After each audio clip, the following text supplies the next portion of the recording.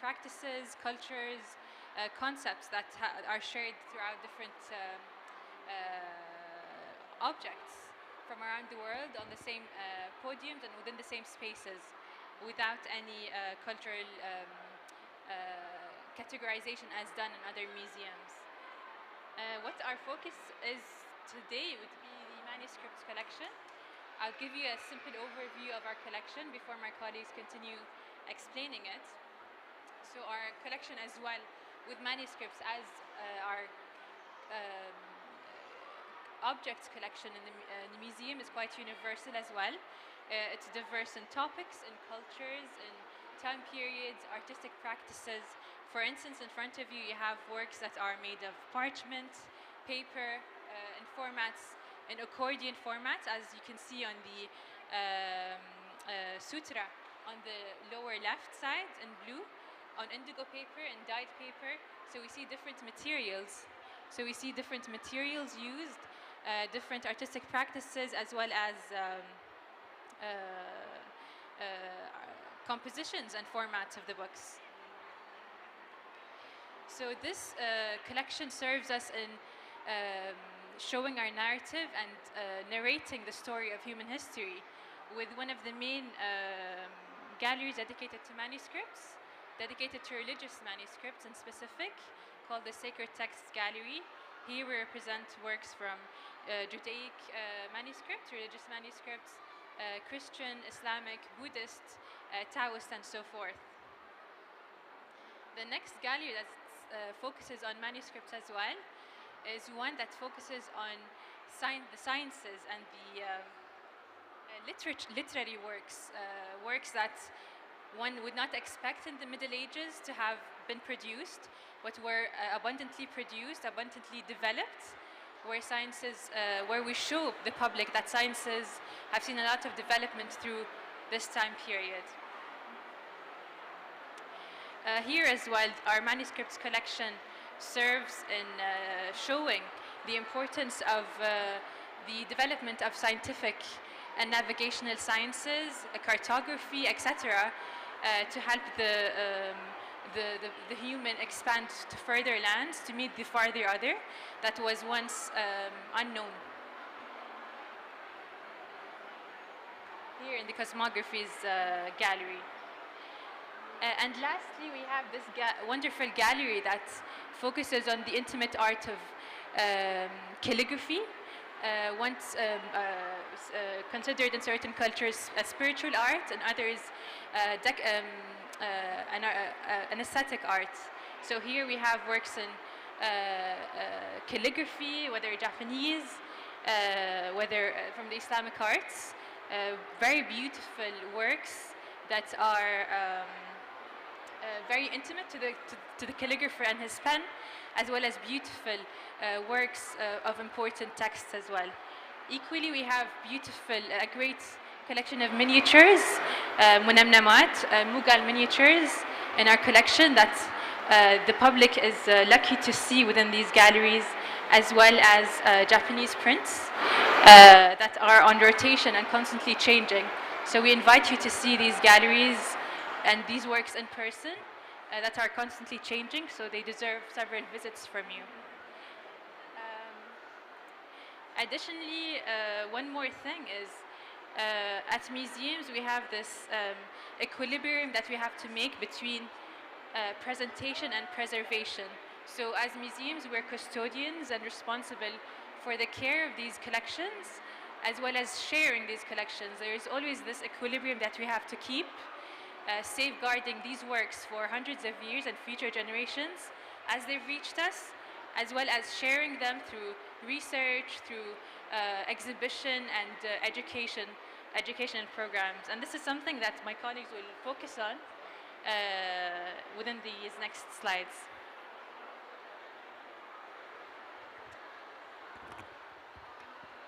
Hello, I am Georgina Garrett. I'm the Senior Conservator in the Preventive Conservation Unit at the Louvre, Abu Dhabi, and I'm here with my colleague Theophanis Karafotias, who is the unit head of the Preventive Conservation Unit. Today we're going to talk a little bit about our role in the museum and how we take care of the prints and manuscripts within the collection.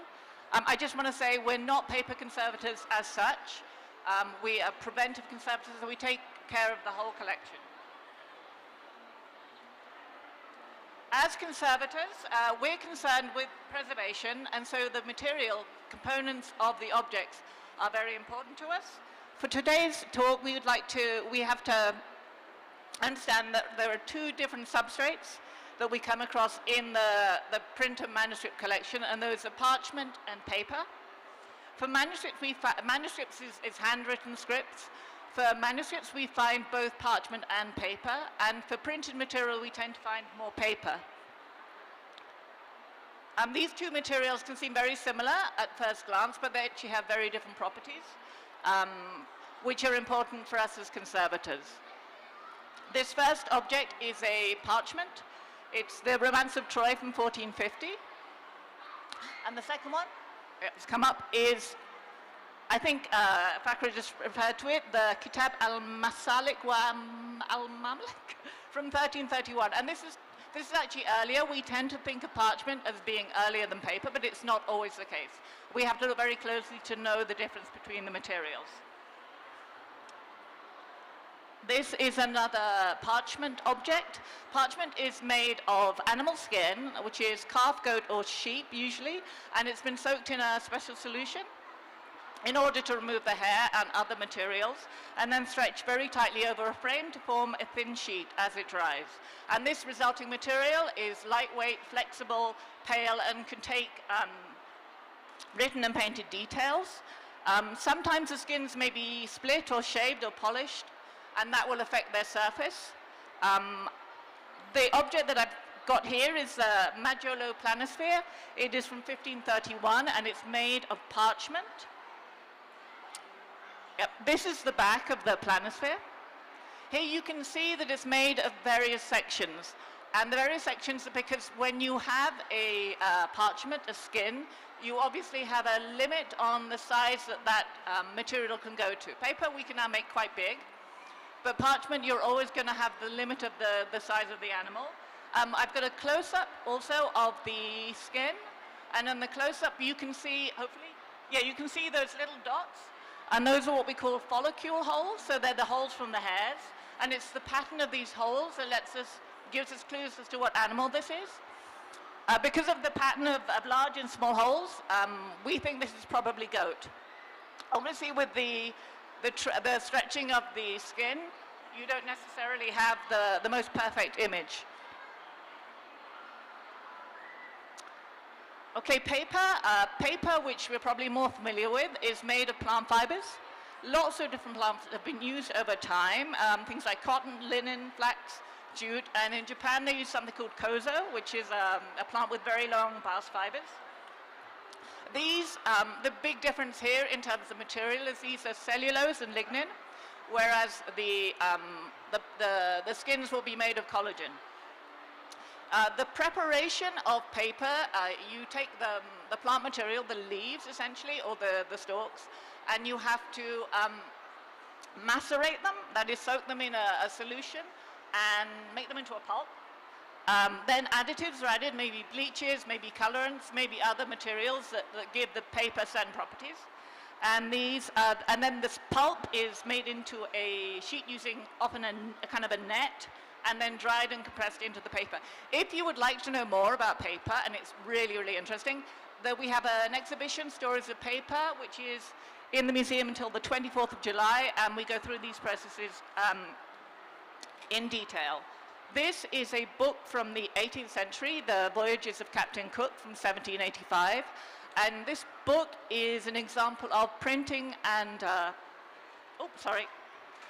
printing and paper technology, moving on from the artisanal to the industrial. And we often find as we move into industrial production that objects become a little bit more sensitive. It's not always the case, but often the later books, like the 19th century books, are actually more vulnerable to deterioration than things that were made earlier, which is not something you would expect, but it's something that we have to take into consideration. Sorry, I'm rushing a little bit. Now I'm going to talk about preventive conservation. So, and the deterioration factors, the things that we have to take into consideration as as conservators.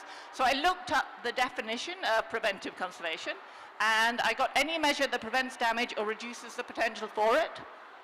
So what that means essentially is we are in the business of risk mitigation for museum objects. We look at various different damage factors, things that can happen to objects in museum, and we try to control them and to monitor them. Important things to know about preventive conservation is we deal more with collections than individual objects, so we're not necessarily looking at just one object. We tend to look at things in terms of object types, and we do not physically intervene on the object. We work with the environment around the object. That includes mounts, light, humidity, all those kinds of things. I'm going to introduce here some concepts. So first of all, we'll look at deterioration, and then we'll look at the mitigation factors, the way we control that deterioration. Okay, so the first deterioration factor that we have to consider is perhaps the most easy to understand, and that is physical deterioration. So physical damage is either impact damage or stress and strain from incorrect support. This often happens through incorrect handling, or it can happen during transport or display, which can often cause stress or strain if you don't have the object supported properly. Both paper and parchment tend to become more brittle with age, and so we need to support the objects in the museum in a different way than you might support a book that a modern book that you're reading. So I put this picture up because it shows correct handling. It's a picture of Guillaume André, the head curator, and I like this picture because he's wearing gloves, which is nice, but you can really see the care with which he's handling the object in this picture. This, by the way, is a COVID picture, so hence the mask and the fact that we have the French Museum on the computer. Okay, the next. No, I'm good. The next deterioration factor that I want to talk about is biological damage. Biological damage means molds or insect attack. Molds is pretty basic. What happens with mold damage is the object becomes stained or it can become slightly weakened. When we talk about insect attack, we're talking about something that could be way more catastrophic if it's not actually treated or noticed. It tends to happen in the storerooms in the dark, and you can come along and already your collection has been effectively ruined. Both paper and parchment are vulnerable to both molds and insect attack, but in terms of insect, different insects will be attracted to collagen and different insects will be attracted to the cellulose. You're dealing with slightly different types of insect attack depending on the material of the material substrate. The picture that I have up is a book from 1480, the account of the pilgrimage to the Holy Land. This book has a parchment cover and it is a paper substrate underneath. You can see here in the image that it has been attacked by some kind of insect. Probably, as it's parchment, I would say probably a hide beetle or a carpet beetle, a domestic beetle. And in the close-up you can see how it's basically eaten away. You can see the holes right here, which has been eaten away by an insect. Another aspect for insect attack that contributes is humidity. Mold obviously happens at high humidity, and insect attack is also something that tends to happen at higher humidities. The insects need a little bit of moisture to live. So if we keep things very dry, we don't get so much insect attack. Talking about humidity, humidity is something that we spend a lot of the time worrying about in the museum. And for paper and parchment, we worry about two things. We worry about extremes, so very, very high humidity or very, very low humidity can be a problem for both paper and parchment. But the other thing we worry about perhaps more for parchment and paper is fluctuations. So basically the humidity going up and down and up and down. This picture shows the Magiolo Planosphere. As I mentioned earlier, it's made of parchment, and parchment is very sensitive to humidity. The reason for this is it's not unlike leather, it's not been completely tanned. So the water absorbs and deabsorbs from the parchment, and also the material actually expands and contracts, expands and contracts. The picture is of the object as it was received, and it was actually restrained on a backing board, and as it expanded and contracted, you get these creases on it. And so we treated it, we took it off this board and we put on our board that is much more flexible.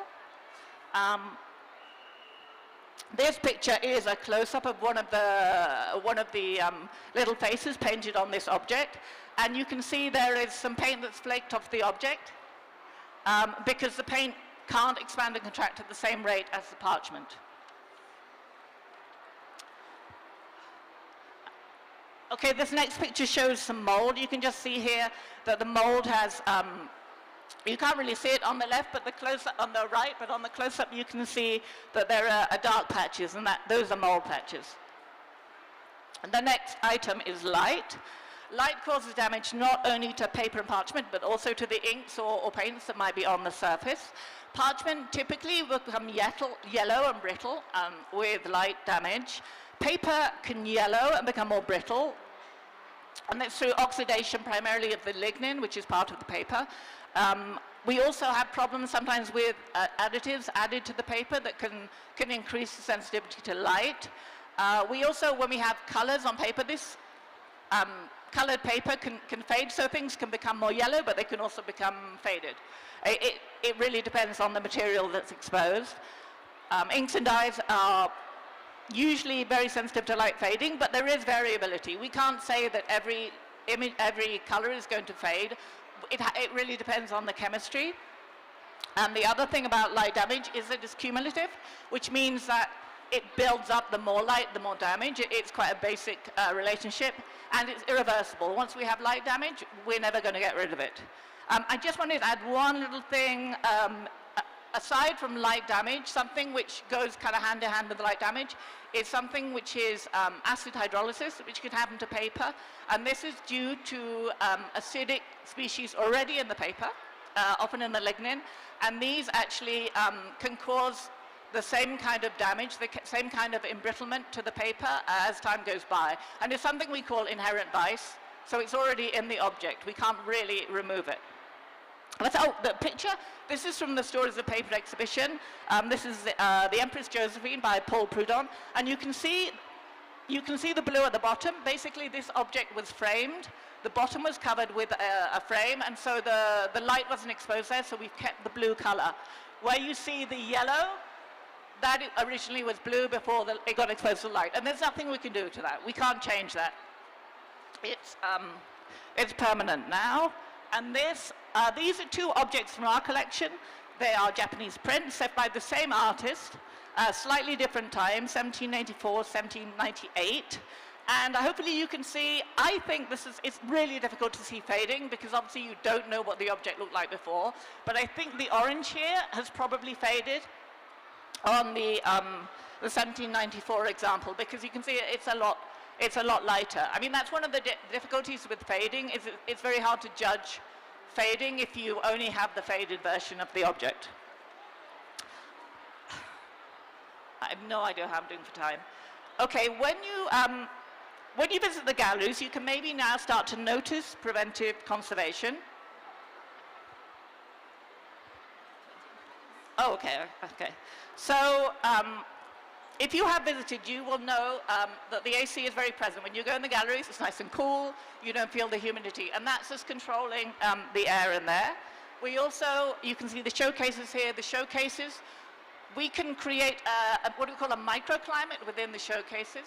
So that's a climate where we can have it either as low or as high as we want. We have special machines called a mini clima that can achieve that for us. We also have a lot of monitoring, especially for the humidity. We monitor the humidity constantly, both within the showcases and outside the showcases. You won't see those because we basically hide what we're doing. The showcases obviously physically protect the objects as well as keeping a microclimate. You can see that we have a lot of objects that are on podiums on open display. You'll find those podiums, they're just wide enough that you can't touch the objects. The tapestry at the end, you can see it looks quite dark. We're controlling the light down there. And you'll also find, if you go in the galleries, there are some galleries that are kept very dark. And that's not just for drama, but that's because we're trying to control the light in there. Wait a minute, did I miss the light one? Okay. I'm in the right direction. Okay. So I'm going to talk now about display requirements. Okay, so light damage, all light causes some damage, but UV light causes more damage and has the strongest effect. For pest control and physical damage, we can control, and humidity, to a certain extent, we can control these factors without affecting the display. But for light damage, we have this fundamental principle that light is necessary for display. It's a damage factor, but also it's necessary for display. So we have to find a balance. We can't really exclude light, we can only limit it. We can limit UV light. UV light causes the most damage, and we can limit that pretty easily within the museum. But for visible light, we have to limit the intensity and the duration of exposure. And we do that by using something called lux. Lux is a measure of the intensity of the light. It's a measure of brightness. It's defined as, I think, 1 lumen per meter squared. The picture is of what we call a lux meter, something that measures the amount of lux in a gallery. You can see here that the light is 15.2 lux is really low. So we're showing here in the I think that's gallery 7, that we have very low light levels. But how low do we go? Okay, to manage light exposure and therefore fading damage, we use something called the notion of just noticeable fade. Okay, just noticeable fade is, okay, if you had a pigment, and then next to it you had the just noticeable fade is the next color change that the human eye can detect. So it's a very, very tiny fade, just noticeable by the human eye. So we have to accept that the fades are going to happen. But what we can do is we can take this notion of one noticeable fade and decide that we're going to allow that to happen over a certain period of time. Maybe 100 years, maybe 30 years, maybe 10 years. So we're accepting that the object is going to fade in the light, but we're trying to control and understand and manage the rate at which it happens. Experimental data has established a threshold for just noticeable fades for different types of materials. So we can kind of predict, based on experimental data, at what point, at what light exposure, this fade is going to happen. So when we're setting display requirements, that's just a noticeable fade threshold, it effectively gives you a light budget for a set period of maybe 110, 30 years. Whatever you set as your acceptable period. And this can be then divided down into yearly dosages. So what you find with a very sensitive item, though, is even at something like 40 or 50 lux, it will just take a few years of daily exposure to fade the most sensitive pigments. When I say 50 lux is basically the lowest level that we will expose an object, not because it's the best for a sensitive object, but because if we go any lower, that you basically won't be able to see details of the objects. We have to keep a certain amount of light. We can't decide we're going to put everything at 2 lux, because honestly you'd see nothing. So we know that 50 lux is the lowest we can go, and when we take into the calculations for just noticeable fade, we realize that we can't expose objects for more than a few months before we've used up all our light. So what we do is we use something called a rotation. So we change the objects on display, sorry. Oop. We change the objects on display in order to stick to our light budget. This has the added advantage for all the audience that when you come into the object, if you come in to the museum on a regular basis 2 or 3 times a year, you will notice that the paper items change. The graphic prints will change, and we'll even change the pages of manuscripts. It's something we have to do really quickly, but we do it every 3 or 4 months. Okay, so this is a picture of a rotation, and this is a sensitive item being changed in the galleries. Okay, the final things I haven't spoken about are the storage. Obviously not all the objects are on display. The objects, the sensitive items that are not being rotated are in the stores, and then other objects that are not on display at the moment are in the stores. All our storage areas are climate controlled. Obviously with light, it's a lot easier to control the light in a storeroom than in the display area, so we don't have to worry so much about that. In terms of the acid hydrolysis, I mentioned a little bit earlier, all our storage cabinets are metal. That keeps them neutral, and we use acid-free storage for all of the objects that are organic in the museum. Quarantine, the pictures are of our pest control unit. So quarantine is a procedure that we use for any new acquisitions coming into the museum.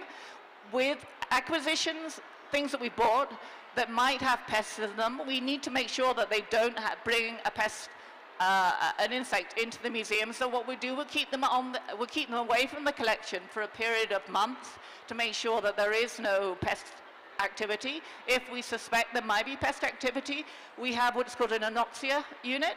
So basically, this is a very, it looks very complicated, but what we do is we keep the object in an oxygen-free environment for a period of about a month, and that will kill any insects within the object without affecting any other aspect of the object. And what you have pictures of here are the anoxia setup. We also have integrated pest management. Basically, we look for pests, and we have a system for pests. And we also don't allow any food in the stores, and we have them cleaned on a regular basis. I think that's all about storage. I haven't mentioned much about pollutants, but we don't really have time. The next thing I'm going to talk about is aspects of study. Well, I'm not going to talk about, Theophanis is going to talk about study and our new book scanner. I think you just talk into it. You can have mine. Hello, everyone. So, a process that we recently started at Louvre Abu Dhabi is the digitization of the collection of manuscripts and prints. We are using two methods currently. One is a high-resolution scanner that you can see in the image here. And the second method is due high-resolution digital photography. The benefits of digitization are multiple for a museum and a collection. Not only is about documenting our collection and have digital copies of it, but also we can use all this digital material for multiple purposes, such as educational programs or marketing campaigns for the museum, while all the material is available for researchers, curators, scientists that they want to study our collection, minimizing the handling of the actual objects. So everything is available at all times, even if the manuscripts and the prints are on display or they are resting in storage for quite some time. This is all from us today. If you have any questions or any comments or something that you would like to know more, please feel free to have a question. I think there's one more slide. Is that last slide? Okay, this is some information. This is just more information about conservation. Until you think about your questions, I have a question. How do you decide what goes inside a covered showcase and what can be exhibited openly? So when it comes to paper collections, usually the majority of the paper collections are stored behind glass. This might be a showcase, or it can be a framed and glazed framed with glazing. This is to protect sensitive materials such as paper and parchment. So usually we would avoid paper in open display, except some cases where we have large size objects and they can protect it by distancing them from the crowd. And photographs, do you deal with photographs the same way? Yeah, photographs, depending on the technique, photographs are usually pretty sensitive to light, so that's one of the main things. But anything, yeah, anything on paper, we pretty systematically put them behind glass.